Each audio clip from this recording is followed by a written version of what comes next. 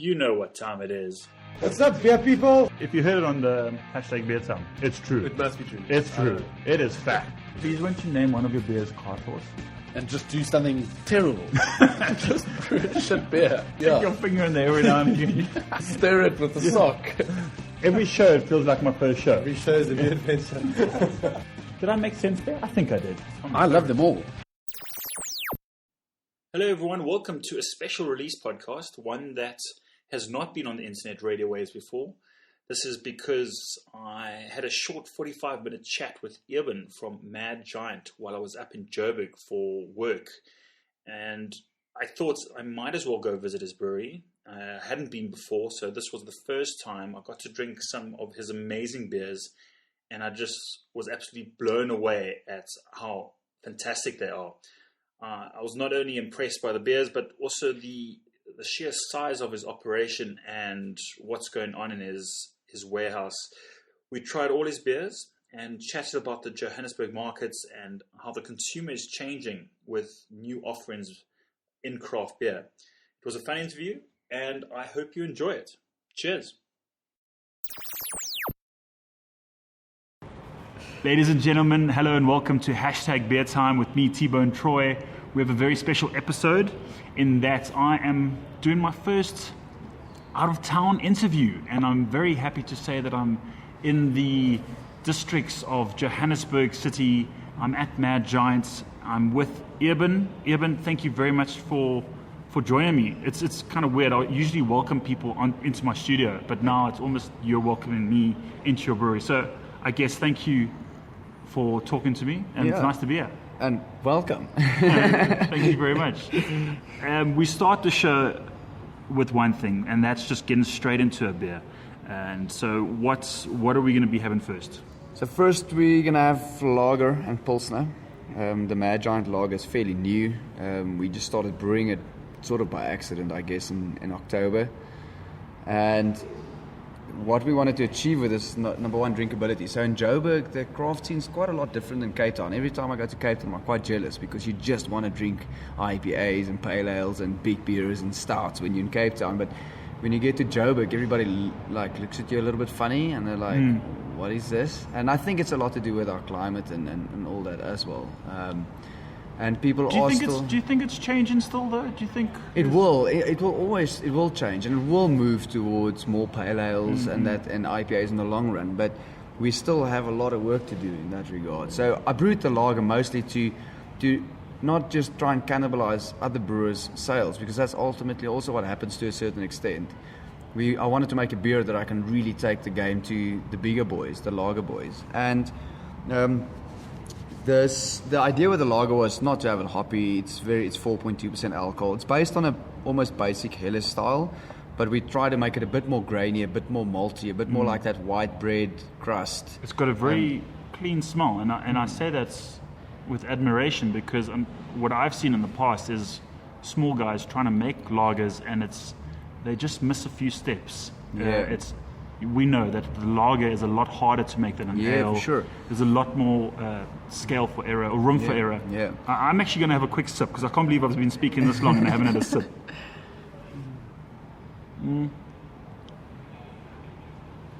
Yeah, very clean. And light. Yeah. Look, I still, to be honest, I don't know if brewers ever admit this, but I don't think this is the most perfect batch. So we played around with a few things, being new to light lager, and I think it's 95% as clean as I want it to be. There's still 5% room for improvement. And the batches that we've consequently brewed, we made some adjustments, and I'm so excited about those. Those are really, really fantastic beers. A question that just popped up in my brain is, how do you show the public or tell them that this is different from a mainstream lager? First thing that I'm thinking about is maybe the ingredients, but can you maybe elaborate on that? Yeah, I think we also we went with a completely different label. Different to our range of beers, which is like funky, colorful, playful, not so serious.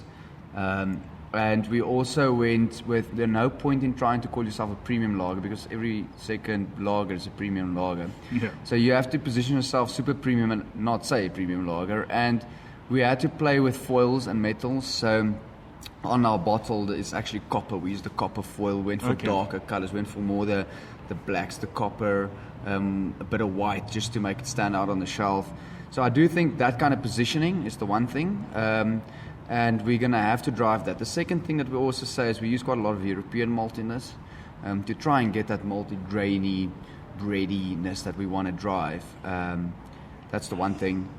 It's 100% malt brewed, and it's limited to a certain extent. It is still small batch compared to obviously the SABs of this world. Yeah, I suppose it's also limited in retail. You can't get it everywhere. No, yeah. So it creates a bit of that's demand and hype. So I still have to learn how to sell this, to be honest, because it's different. I don't think it will work 100% next to our IPAs on shelf. Yeah, listen, you brought the rain. Is that's for people who can hear, that's the rain in the background, but we're going to persevere. That was the rain for 10 seconds. Yeah, that was the rain for 10 seconds. Oh, there it's again. It is actually raining. I thought, no, it can't possibly be raining. Yeah, we do. But it's obviously the afternoon showers that I'm just not used to in Joburg. No, it's for the people listening in Cape Town, it's magical. Cool. So let's move on. We're going to make this a quick show. We don't want to get too drunk before we have dinner tonight, but why not? Let's move on to your next beer. What are we drinking here?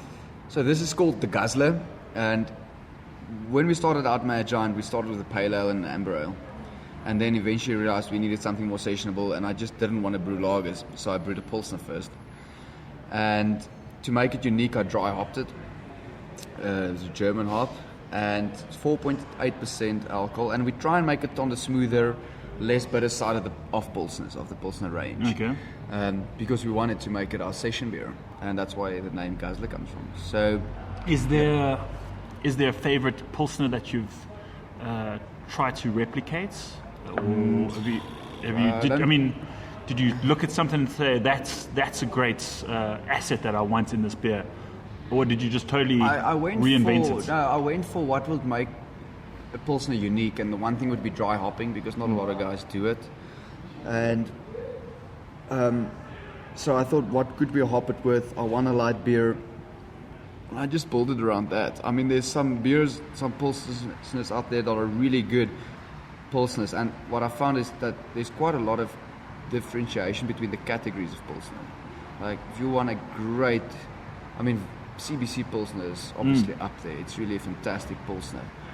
I didn't want to try and replicate that. I think Wolfgang does a fantastic job of that beer, and so I wanted to go for something a little bit more light, easier.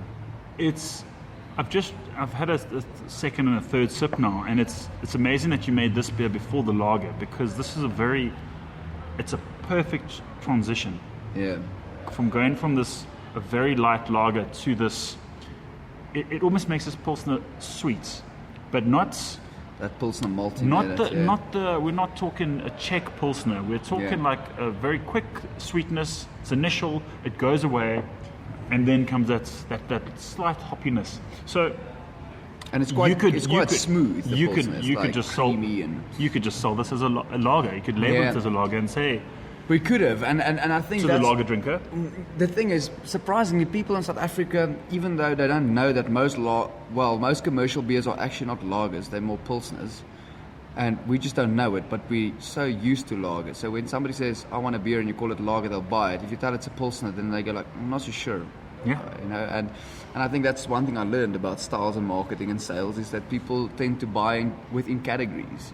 It's amazing how that's happened, and I think we're hoping to see a change. I don't know. I think Devil's Peak had a Fock Lager or whatever. Fock of Lager. You know, but I just wonder when we're going to get beers that are they don't have that kind of category. But it's amazing still the mindsets of the consumer in South Africa when it comes to lager. And I suppose we just have to wait and see. Yeah. And time will tell. For me, the Pilsner is also a bit more layered. It's got slight more levels of complexity, and as it warms up, as you drink it, there's definitely. I love the Pilsner, to be honest. It's a great beer for me. So I have my first kind of interview question, which I want to throw your way. I want to know a little bit more about how you got into brewing, Okay. And I'd like you to take us back to maybe when you were 20 years old, what you were doing at that time, if you could place for us where you were, and if you had a relationship with beer at that time. 20 years old, studying at Stellenbosch, chemical engineering, didn't drink beer. I probably drank a lot more wine. Okay. On occasion, the double brandy special as a student. At Tolly's, yeah. Exactly. Now I remember those days. When did you finish there? I studied quite long. I finished Stellenbosch 2012. Okay, so I you started in 2003. So. Oh wow. Okay, so we must have crossed over because I finished 2007. Yeah, I did my undergrad. I finished my chemical engineering degree in 2006. Okay, That's wow. my final year here, and then I stayed on a little bit. So you could call yourself a doctor of beer. I'm actually a doctor of engineering, but not Oh, really? one of beer. So use it. Take that title. It's weird though because it's not 100% the same thing. It's obviously you learn to focus into something really into great depths. But Yep. beer is like this thing that I feel like I can never really master, and I think every brewer might probably feel that way. So then I didn't. So why? Actually, beer. So what happened post Stellenbosch? I mean, when did you fall in love with it? I like building stuff, and for my final year project, there was a couple of options to either work in a lab or research some stuff, and I looked for a project to build something. Bring the Weiss and the Kilo. Yes, Sure. please. And that's where we edit out. So no worries. And You take that. Thank you. so I like building stuff, and the project came about to build a brewery. SAB approached the universities to build these small breweries. And I was like, yeah, that's what I'm going to do. I Awesome. absolutely want to build a brewery. I started researching beer and how the process works, and the more I researched, the more I fell in love with it. I think that the process side of it attracted me first. And when you start reading about the intricacies of things that happen and all that, you in your mind start playing with what's the possibilities. And then all of a sudden I'm like, whoa, so it doesn't have to taste like a commercial beer or a commercial lager. There could actually be other things in here. Sure. And I just started brewing. I didn't even know there was a BJCP. I didn't know there were style guides. Yeah. I was just like, malt, black malt, great. Yes. And made a dark lager. I think Yeah. that was my second brew, was a Schwarzbier accidentally, Oh, without really? knowing that I'm brewing a Schwarzbier. And I fell in love with it. Absolutely. And what did hooked, your project turn out to be? Well, how did you get rated highly or what? Yeah, I think I actually won the award for the best project of that year. Oh, congratulations. That's amazing. So And I mean, it's amazing how SAB were involved. yeah, and I'm good friends with the guys. And there. we see it's a bit of a pattern in from the people that I've interviewed in my documentary and on my podcast. Everyone's had a relationship with SAB, Yeah. and you can't ignore the fact that we've all grown up with them. Yeah. It's ingrained in our DNA, and they seem to serve the greater cause or the greater good of the beer category. That's what I've always admired about them. Yeah. So it's interesting times now. I still like to call them SAB. Yeah, I me too. don't call them anything else. Me too. So yeah, it's interesting times to see how things might potentially change with AB InBev, if they do change at all. Yeah, so I said earlier that it's usually easy to continue talking when we've got a beer. Now we're waiting for beer. So to catch up on that, so I continued to study postgrad at Stellenbosch. Yeah. I continued to brew. We did this InterVarsity brewing competitions. We did well, surprisingly. I learned for the first time that there's style guides, and we already brewed a beer, so I had to reverse and go back like, okay, what category would this fit the best, kind of thing. And then, yeah, at the end of my PhD, I met Charles Back from Fairview Yes. at a mountain bike race. Okay. And when he introduced himself, I was like, Charles, you need to build a brewery. You like Oh, really? you like in this, and it's gonna happen. Like craft beer is the next thing, kind of. Oh, that's and he just laughed. He just started laughing. He says, I just bought the farm next door, and we're gonna build a brewery. Oh, really? And I'm like, That's an interesting story. and I was like, I'd really like to come and see it. Would you mind? And he's like, not at all. So I called him the Monday morning after the race. He said, come through, drove through. He took me for a tour through the farm, through the cheese factory and everything. Awesome.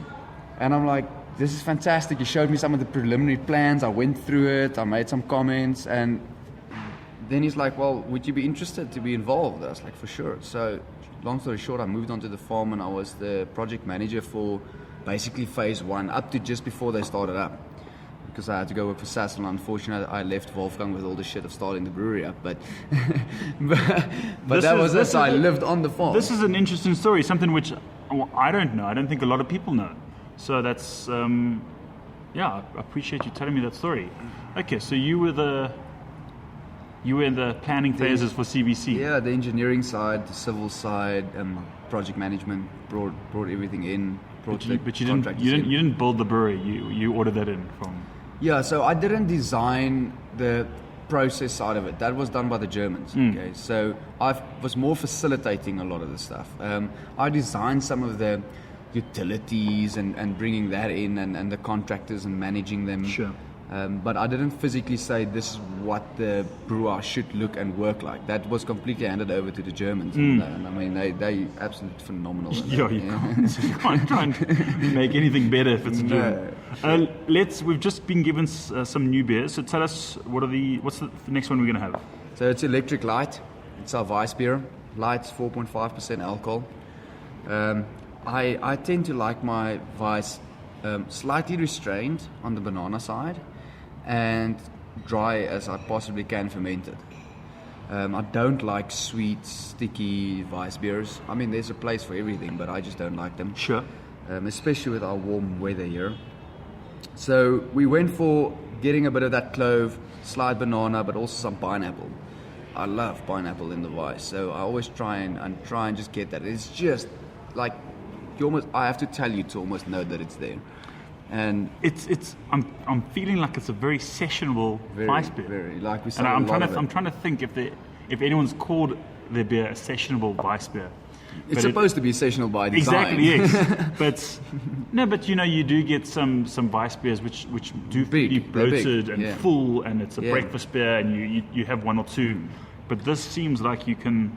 It's also not carbonated as high. Yes, very low carbonation. Yeah, and that's not originally the idea. So we carbonated to the German specification of 3 volumes, send it out to trade first batch. Very proud of ourselves that we could actually measure and know that we brewed this thing to spec. And then all the customers just start sending kegs back. Oh, great. And they're like, we can't pour this. It's just foam coming out the other side. And we just realized, okay, we're not going to fight this. And we started we dropped the carbonation. And so it's lower for a Weiss, but it makes it more sessionable, surprisingly. You don't get bloated, as you say, so quickly. And it's one of our top volumes. We sell a lot of Weiss beer. On tap, a lot of Weiss beer. I like how you just kind of... Some battles you're not going to win. You just kind of have to adjust to what's out there at the moment. Yeah, for sure. And then later... Slowly. Later we'll get different gas pressures and levels. I had a question. Yes, it's coming back to me. So this beer was featured in Men's Health magazine by an article by yours truly. Thanks you very much. Self-promotion. And the reason I bring that up is because we're talking about low-carb beers or light beers. I'm seeing a big trend in not just light beers, but zero-alcohol beers. What are your thoughts on that trend or movement that's about to hit our shores?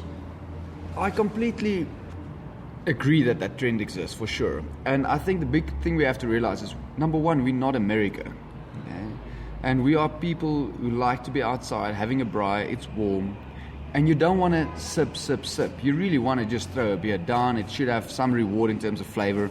So there should be some sessionability. And I think that drives number one. That's my first drive towards a lot of our philosophy with beers. A lot of our beers, we always try and make it as sessionable as we can possibly make it within a category. Yeah.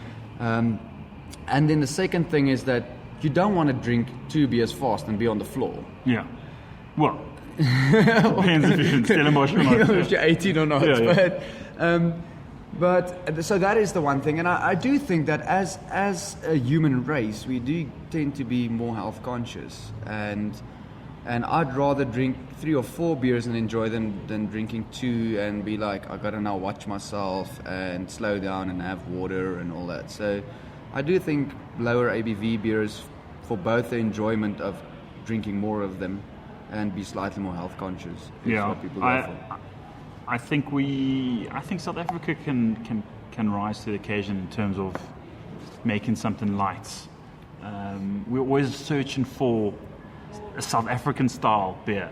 Yeah. And maybe it's not a style, maybe it's a method, maybe it's maybe something we need to think outside the box. Sessionability is like somewhere in a because window that's our climate. Yeah. So maybe it is, I don't know, a seaweed Fynbos sessionable saison. I don't know, just something like that. It's, I think, having said all that, moving on to the next beer is where I learned a lot about the little small tweaks that brings a beer into balance and how important that is for sales, for perception, for enjoyment. This is our Killer Hop Pale Ale. It's one of my absolute favorites in the range. Nice. Because it's obviously a gold medal winner and it's the one beer I hope to use to convert more people to craft. So we had to play again, like how do we make this thing hoppy, like recognizably hoppy for all us craft geeks, and then still get the guys never had a beer be able to drink it. So yeah, what do you get there? No, I just can't believe that I'm drinking I'm gonna get some flack for this. I can't believe I'm drinking a South African pale ale that has an incredible hop aroma. Like, Yeah, this thing is beautiful. yeah, no, this is unbelievably. It's fresh. I can smell. It's not a grassy hop dankness, but it's more of a. I don't know if it's a fruity. Yeah. Definitely, it's So- like a granadilla, but it's For sure it's a granadilla. beautiful For sure granadilla. fruity flavor coming through, and I'm just And it's layered, so you'll get that grenadilla, passion fruit, lychee. I get a bit of grapefruit still, that almost like Yeah. sweet grapefruitness. citrus coming through. Yeah. Oh, I'm just. I can continue just sniffing this. That's how good it is. That is the one thing Badizamu wanted to achieve. It's like when you first take it up, it always like throws my breath away. Whenever I have a kilo hop and I bring it to my mouth, I'm like, oh God, this is good. You said it won a gold medal. Is that the National Beer Trophy? Yeah. Okay, cool. And before it was National Beer Trophy, it also like came third, and it was like it's always consistently been up there. We changed the recipe though in the last 2 years, and there's also like a lemoniness to it. So Wow, this is incredibly soft, smooth. It's easy. There's no lingering harsh bitterness. It's yeah, just we very knock quick. the bitterness down. So like the bittering hop on this is very low. So we rely almost on late hop and dry hop for bitterness on this. And what I like about this as well, I think some brewers they're scared in terms of trying to make the beer balance, and they'll push the malt sweetness a little too high. Okay. What I like about this is that it's still restrained. Okay. It's balanced, but there's still the emphasis is all on the hop. Yeah, for sure. We wanted to make it a lot hop forward. So the one thing where we deviated from typical pale ale styles, and this is always a thing where I have a bit of a thing with BJCP and all that, and I think a lot of brewers will have their opinions about that. Sure. Is that as a pale ale, it's very light in color. I mean, this is just above Pilsner, but basically lager Pilsner color. And I want it that way because as soon as you bring in the caramel malts, in my opinion, it robbed from the hop profile that I wanted in here. If you think passion fruit, lychee, grapefruit, citrus, then it's all light colored kind of fruits. So if you start going with caramel malts, your perception and the profile will change. And Yes. as the beer oxidizes and stales and gets older, it will age badly. It will age towards more becoming caramelly, toffee, yeah, that kind of exactly. thing. And I hate that. I absolutely hate that. And so that's why this beer actually, it ages fairly well. Even though it stales a little bit, you lose some of the hop, it's still, some of the original intention is still there after 6 months. So I'm waiting for a brewery to package a beer like this and call it a lager. What do you think? what happened to the consumer's mind? What, exactly. We might fucking blow their mind. You call it like the new lager, and you know because people, that is actually balls, and that's what we should actually do. Why don't you switch some labels out or do something and just? I mean, I saw something in the back there that you're experimenting with. I don't know if we can talk about it, but You can talk about it, whatever. Behind the scenes, yeah. No, I need your approval before I give an exclusive. What did you see? I saw that guess the label something. Oh, Guess the style. no, that you can talk about that. It's actually on this bottle.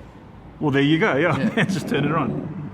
So we can talk about that. I think that's great. we can. It was part of a promotion that we wanted to run, and then we It's only called did- WTF. Yeah, it's what the fuck ? Is this beer? Yeah. So maybe just explain the whole thought process. Yeah. behind it. So what we wanted to do is when launching the lager, to engage with customers, we had about 1,000 labels printed. What the fuck is this beer on the front? So we basically took the lager out and we put this in, so it doesn't say lager anywhere. And we just we do promos like tastings every weekend, Fridays and Saturdays here in Joburg. And when people buy a 6-pack of our other beers or any of our beers, we give them this and say, listen, you can enter a competition. Like, go taste this beer at home, guess the style, and you can win like a case and a cap and a t-shirt. And the whole thing is about engaging people and making them realize there's styles of beer. Because I still believe people don't understand that. They understand you get a Chardonnay and a Chenin Blanc and a Sauvignon Blanc and all this. It's not just wine, where in South Africa it's just beer and beer is lager. Exactly. but the good thing about that is that, when the first vineyards were planted here and wine came out, it was just wine. For sure. But now, fast forward, 30 I years think of 40. the first vineyards were literally in just before 1700. Yeah, like way back. Yeah, we're talking like quite a few hundred years in terms of the society getting used to the wine. Yeah. So, we're just at the beginning now in terms of beer culture. So that's quite interesting, 1700s, and it was basically just to produce wine/liquor. But I really like how you experimenting with this, and I've always wanted to, my own experiment, if I had a brewery, I would put a beer in a bottle, call it a lager, but I'd call it something like, I don't know, Butch Bitter Lager, or something like that. But it wouldn't be a lager. Yeah. It would be an ale. Yeah. And then they'll drink it, and they're like, wow, this is really intense. But, there are all these different marketing ploys, which I think people like you are starting to do that, which is great. And it challenges the consumer's perception of what beer is, and I think we need more of this. And it's also trying to have fun in the process, because the more fun we have around our beer and engage customers and then getting them involved in the fun. Sorry, just to interrupt you, that was my idea. Okay. You'd have, the label would be massive lager, it'd say lager, but in small fonts just above it would say, this is not a fucking lager. And then a big lager. So the consumer would just see lager and then cool, let's get this. Yeah. Have balls, have this lager. Okay, cool. Let's look at this next beer, which is like foaming over there. No, it's good. It hasn't foamed over. What are we drinking here? So this is Urban Legend IPA. Again, to brew an IPA for Joburg market that will actually sell, but still be hoppy. Like if you put your nose to the glass, it's an IPA. So it meant a couple of things. We also had to go restrain on the bitterness. Now we're probably sitting about a 40 to 45 IBU, and I'm not sure if you'll smell anything. No, there's a lot of foam there, but I'm gonna have a look. So these Teku glasses with the carbonation zones are great. But so then that was the one thing, and I really wanted to move sort of between East Coast, West Coast. I didn't want to make New England, but I didn't want to make West Coast dank, citrus, Cascade, hectically bitter. Yeah. So I wanted to play with these hops that gives us more tropical fruits, soft fruits. And then just balance the rest of the beer through. So in terms of taste, flavor, bitterness, etc. So then we brewed the Urban Legend, and I'm actually quite happy with it. It's about 6% alcohol. So I don't know if it's my nose. It's just got used to the hoppiness from the previous beer, but it's still there. Yeah, it is, but it does actually feel a little bit more layered. Look, that a little wet or something. I don't know if it's the dankiness or that kilo hop has got very sharp like notes. Where this for me is a little bit more to the guava, papaya, mango side, and we did add a bit of caramel malt just to bring in that a little bit of sweetness. So this is essentially the big brother of the pale ale. Yeah, but it's not as sharp, the hops. It's not as refined, like it's because of the softer fruits. It's not as dank, you know. What's been the uptake in the local market with this beer?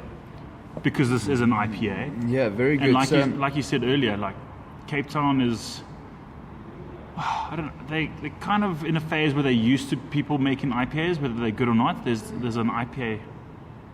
Cape Town is in the middle of an IPA wave. Yeah. So how is the Joburg market's kind of picking up this kind of beer?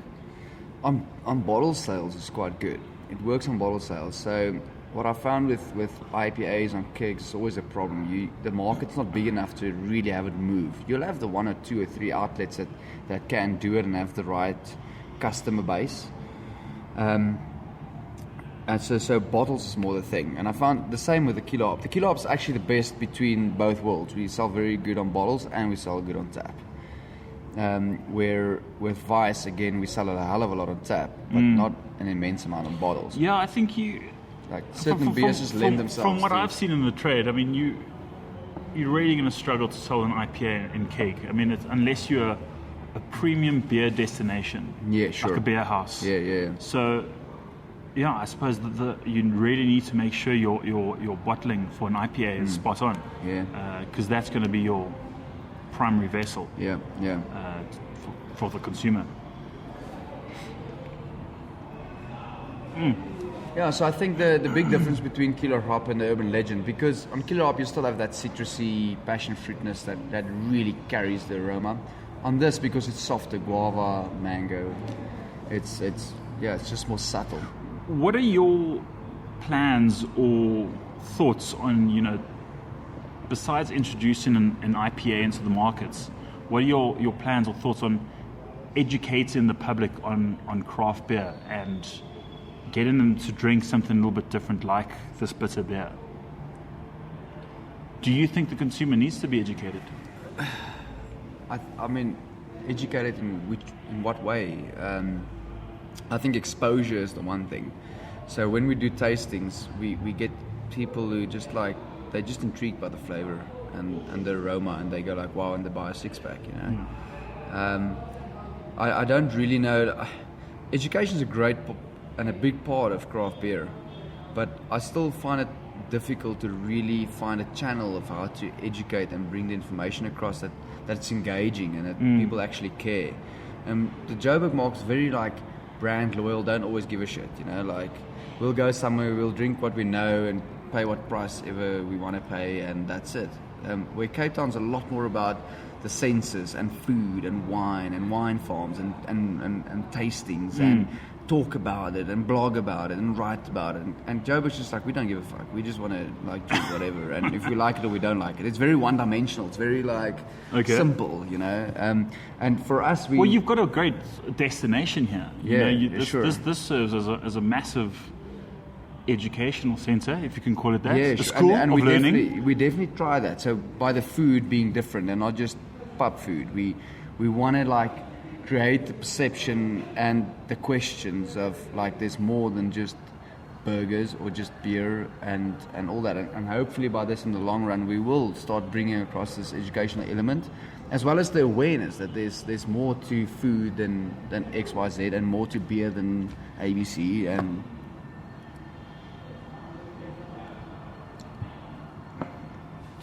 this is delicious. This is very good. We need more people making IPAs. So the tip of the hat to you, good sir. Thank you so much. Right, let's move on to our last beer. I know that I said we wouldn't keep you long, but we need to try and... We've got some time. We need to try and stick to... I'm going to have to leave you with most of this bottle, though. No, that's... Luckily you're staying here. I still have to find my way home. Yeah, for the people who can't see, I'm going to explain the bottle to you. It's a, how do I say, it's a bottle that has been taken off the shelves. It's not available anymore. You haven't made out it of the brewer's stash. You It's haven't. like my secret little safe. This is the Mad Giant Whiskey Barrel Porter. Yeah. And you released this, when did you, middle of last year? Or? It's towards, we were a little bit late, so I think we released it like in July, August. I think we released it, yeah. But we've got the bottle here. It's a delicious 660 ml, 7% alcohol. But let's just open it up without getting too carried away.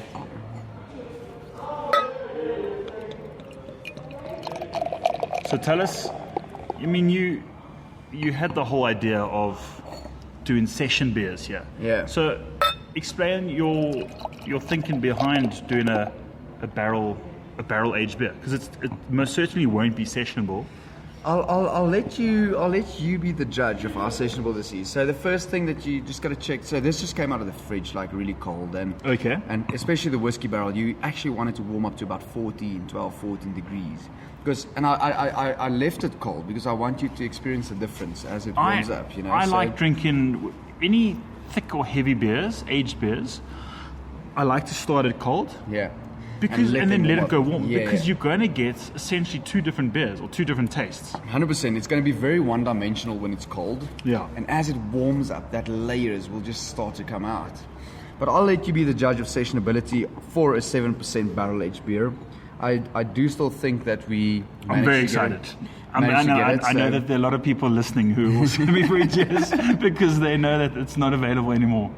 And I'm about to have almost a whole bottle. I'm definitely getting a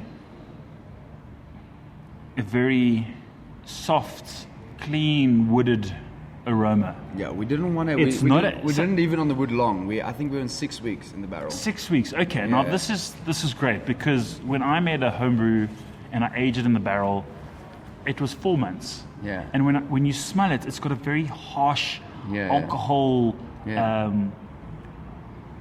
almost burnt kind of notes to it, and you just. I'm amazed that I'm glad that you said you only left it for 6 weeks. So God, I'm in love again. yeah, so this is a very caramel. It's just everything is starting to come through. And, You might help me finish the bottle. Hey, yeah. call it Uber. Yeah. So a lot of my philosophy, especially when I do things for the first time, is less is more. I'll rather have a little bit less than too much. I'll rather be, because the balance, when you go too much, you throw the balance off so badly that you have to age it again and try and mellow the beer too much and all that. And I didn't want to make this a beer that you have to age 2 years to drink. Yes. I wanted to be like ready. We were out of the barrel, we carbonated it, we bottled it, and I was like, this should be ready right now. Well, I mean, when I remember seeing this come out, I found it very interesting why you called it a porter, because I had not seen a barrel-aged porter. You usually see an imperial stout, Yeah, sure. maybe a stout. Yeah. But just for the people listening, the porter is kind of like the baby of the dark beers. For sure. It's the entry level. Yeah. It was the beer of the day back in And in London, but Yeah. it's not. You don't really see a barrel aged or any aged porter. So, I mean, I listened to a talk the other day, and you used to get porter and you used to get stout porter. Stout porter used to be the very big The beers. heavier. So this is 7%, so you would say, well, maybe this should be a stout. But what I went for is this Baltic porter, robust porter, in between the two on the malt bill. I wanted it to not be toast too much. I don't like toast. Gives me a sort of harshness that is always difficult to battle with. Okay, so I didn't want it to be too toasty. I wanted it to be those chocolate, molasses, caramel, vanilla, and those kind of notes, and which will make it more sessionable, more drinkable, slightly, warmer, accepting. As I'm for the people, you obviously can't see me, but I'm continuously sniffing and just sniffing. And when you said the chocolate, then I'm starting to get it as it warms up, a little bit more of the malt's coming through. Molasses, cocoa nib. Yeah, it's There's almost like a bit of a coconut there. Would you recommend people buying a few of these bottles and aging it? I don't know, because I don't know how it's going to turn out. It's so good right now for me that I'm always worried that it will not be as good in a year. I'll be 100% honest. I'm not, just because we're sitting opposite each other, I'm absolutely blown away by this beer. What would you say about sessionability? Like, was it what you expected it to be, or is it more or less sessionable? Okay, so I have this thing on my show which I call, I've got my parents who don't like it when I swear, but this is what I'd say a fuck you beer, because you think, oh, this is great, I can have one of these and I'll be fine. But then the next morning you wake up and you're like, okay, wow, that's 7%. That beer really did fuck you up. But this is delicious, and I'm just blown away by the more flavors that I'm getting as it warms up. There's a bit of residual sugar here. It didn't ferment but not dry. a lot. I don't think a lot. But you won't pick it up as sweetness, but you'll pick it up as body. This is a great beer. When can we have more of this? Well, we actually plan to brew another batch next week, of which, so when I mean a batch of porter, and I can't barrel age everything because it's too much. So the idea is that we take some of the batch and then we put that in barrel. I'm going to put it in a rum barrel this time. So then we have 3 versions. We have the Cab Franc barrel, we have this whiskey barrel, we'll have a rum barrel. Awesome. And we'll do another release. We've entered the Cab Franc barrel for the world beer competition. Okay, yes, I know. And the reason why I went few with other people have entered. Yeah, the reason why I went with the Cab Franc, because it's unexpected, but it's so good. It's so layered. It's so refined. It's different. Like the whiskey barrel, it's expected. You kind of know what you should get. And Yes. Where if I had to blindfold you and give you the Cab Franc barrel, you would never have guessed it's a Cab Franc barrel. Yeah, And also it's like, it keeps the judges on their toes. They're like, oh, maybe I have to do some research on we it. did a bit of crazy stuff with that beer, and I'll see what they say. It might be a complete miss, but hopefully it's not. How we chatted about this. We met yesterday evening for Craft Beer SA. But how important is it for brewers to send their beers out, not just with competitions, but to get critical feedback? I think there's 2 things. The one is the critical feedback, but the other one is also keeping you on your toes to push yourself to the next level of brewing and learning. Like, if I'm going to enter for this competition, I'm going to prep like for a race, like for a marathon. I'm getting judges in, I'm getting BJCP tasters in, I'm getting like experienced people from the industry in to taste and say, like, this lager, this ale, this pale ale, this beer, where are we? Is it that good? What is wrong with it? What can we do better? And you really go into these really, really intricacies. Like, everybody could say, yeah, this beer is sessionable, it's good, but when you start focusing on World Cup, you're thinking, like, what are these small little things that we can do that can get us just over that level, And that makes us excited. That keeps us on our toes. And we start looking at every part of our process, whether it's brew house, whether it's fermentation, whether it's packaging. Where can we improve and just get better? It's almost, it's a point, that we were talking about within the association. It's like, you should never just settle. Yeah. From what you just said now, like, you should never just settle as a brewer. Okay, cool, I'm making X liters, it's selling, and some people are drinking it. I don't really need to do any better. I suppose that goes with any industry. Like, you should never settle just for being okay or good enough. Like, sure. I think that's what the industry needs is a better attitude. And I think just from what you've said now, and that's that continued restlessness or something, to reach a world-class standard. Yeah, it's definitely about never settling. And I think if you talk to guys like Matt from Firestone Walker and Sierra Nevada and all those guys, they just keep investing in more equipment, more tools to understand beer and raw materials better, and how do we just keep brewing better beer. And I always say to people, it's great that there's this craft thing and people want to, like, it's homemade, it's small made, it's batch, it's but at the end of the day, if I'm just a consumer and I walk into a shelf and I'm paying double what I'm paying for a commercial beer, it's really got to be double as good. Yeah. It can't just be, it's more flavor. It's not necessarily good flavor, but it's just more flavor. It's not going to last in the long run. In the long run, if we really want to compete and make and have people take us seriously and build an industry, we got to constantly search for the things that make us better. And I feel we're heading there. I think For sure. we just need to, we need to kind of be patient. I know it's easier said than done, but in 2 years' time, I think we will be a nation that has world-class beers. Absolutely agree. If Absolutely we don't agree. have already. And there's guys constantly coming into the scene that I'm really excited to see. I mean, there's new brewers started up in the Yes. last year that I'm excited to see because I know these guys got some pedigree. They come from somewhere. And They're going somewhere. Isn't and- it great that they can learn from you? Well, I and think you- I can learn from them. Yeah. But isn't it great that, just as we've learned from the Americans, we can kind of get rid of all that admin and startup woes and we just jump straight into it because there's things that have already been taken care of. Yeah. And I think that's what's going to make the next 2 years of craft beer in South Africa very exciting. I agree, and I think the thing that's going to take us to the next level is any person who comes into the industry or already in the industry wants success is you got to have like purpose.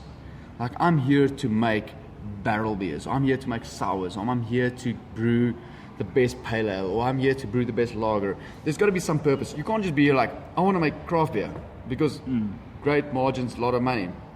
And then you do it and you realize that's all bullshit. That actually never happens. And you can't do that. I think the things that get me excited is people who enter the market and this community with vision and purpose. And they're like, I'm going to be Their this own guy. vision, yeah. And they- I'm yeah. not I don't care about anything else. This is my vision. This is what I'm focusing on.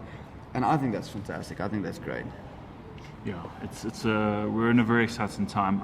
As I'm warming up this beer now, I'm saving a bit, but it's like it's turning into a bit of a nightcap. It's just one of those things that you sit by the fire, you shake it around. It's very soft and smooth. It is soft, eh? Yeah. I wish I could put a cork in it to take it home, and unfortunately I can't. I need to be respectful of your time because I know that we said we'd only speak for about 45 minutes, and I can see on our time watcher that we're just going over that. But is there anything else that you want to say? I mean, what are your what's going to happen in the next year for Mad Giants? Where do you see you guys in a year's time? Yeah, so we've done a lot of hard work on the processing side and trying to be more consistent on our beers and have them technically on a good level. A lot of work that I have to do because of accountants, etc., is to actually make sales. As much as I like to tweak and get like stuck in the brewery, eventually we have to do more sales. So I think with most of the guys, we're all under a little bit of pressure to do sales and find creative ways of winning customers over, to the craft side. So that's going to be a lot of our focus. We're doing our first collab next week, Friday. Can you say with who? When is this airing? It will only air after that. Okay, that's great. So we've invited Rory over from Brilliant! Ager, yeah. Oh, what a great guy! Yeah, and we plan to do this. Hi, Rory. we plan to do this double IPA, quadruple dry hopped. Okay, cool. Okay, so we're gonna. We'll need to just we're check gonna that. hop But we can speak next week if you change it at all. No, we're gonna hop the shit out of it, dry Okay, hopping, cool. especially dry hopping. And we've already done some preliminary trials on the hop combinations, and they're not what anybody would expect. So I'm happy about that. It's like we're brewing it. Or if I get my say, Rory might still change this, and we'll know in the future. But it's going to be dry hop with a German and a South African hop. Okay, cool. So Interesting. where you would think American, and we No, did a lot. no, of, yeah, you think- we tested. We tested Citra, Mosaic. We tested Simcoe, Centennial. We did about 14 different hops and different ratios, dry hop tests for this beer, and then we did a blend because I always like to dry up with more than one hop. So I found that it's better just to do 2 and not 3 on this beer.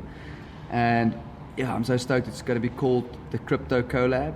Crypto collab. Yeah, so we've got all this blockchain going Blockchain, on. yeah, and you all have- and brilliant. what I want to say is that beer doesn't give a fuck. Like, Yeah. it's been around for forever. Yeah.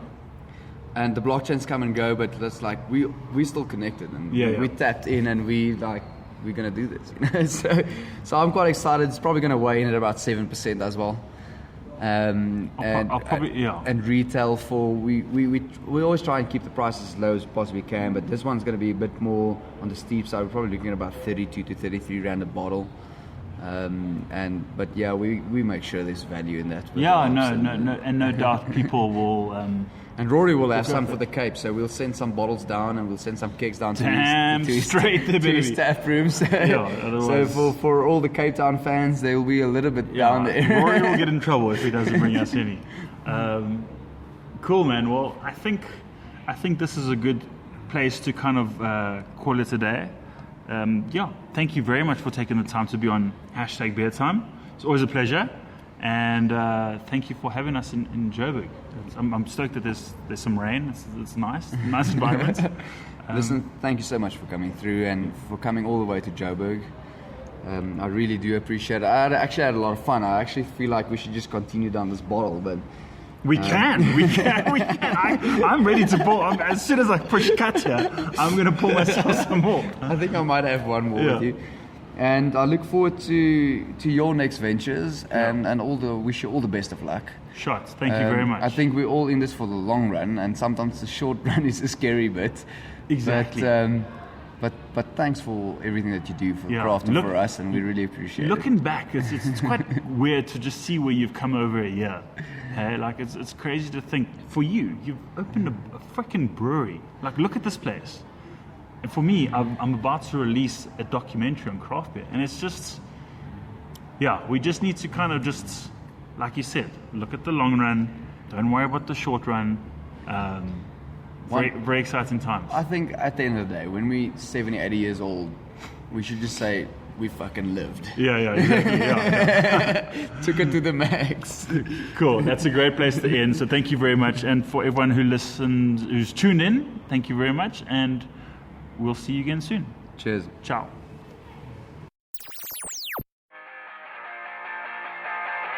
Thanks for listening, guys and girls. Make sure to follow me on Instagram, Twitter, and Facebook. Just search for #BeerTime. That's #BeerTime written out in full. Hope you enjoyed the show, and check you next time. Cheers.